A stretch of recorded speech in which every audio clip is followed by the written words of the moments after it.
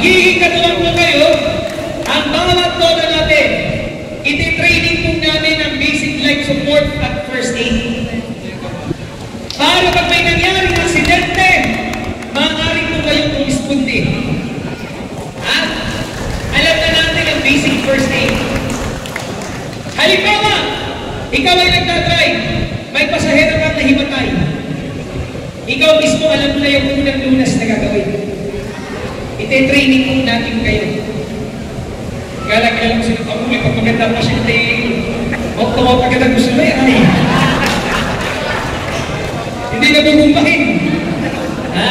So yung Total Rescue, isa pong programa natin yan, na makikita ng mga kababayan natin sa Infanta, na mga tricycle drivers and operators po natin, marunong ng basic life support, marunong ng first aid, pwede agad humisponde.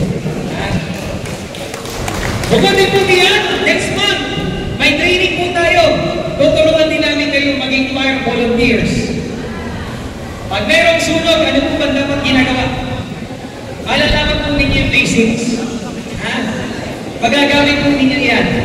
So ganyan po ang pagpapahalaga natin sa mga katuwang na bumubuhay ng industriya ng transportasyon sa ating bayan.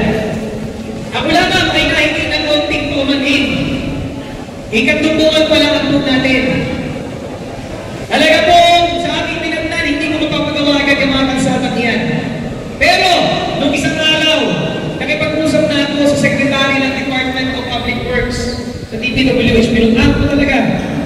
Uunahin po natin yung Badugao area. Talaga po naman, ilang makasama talaga. Ako may ganun, ako'y nagmamalik doon para lamang maisayos. Ikalawa, magbubukas na po ng permanente LTO sa ating bayan. Permanente na po lahat ng servisyo. Probably hindi pinilipas ang Pasko, mabubuksan po natin na. Inaayos naman yung mga equipments dahil mahinang internet sa atin. So inaayos po lahat yan, bumibili po sila, magiging dire-diretso na po yan.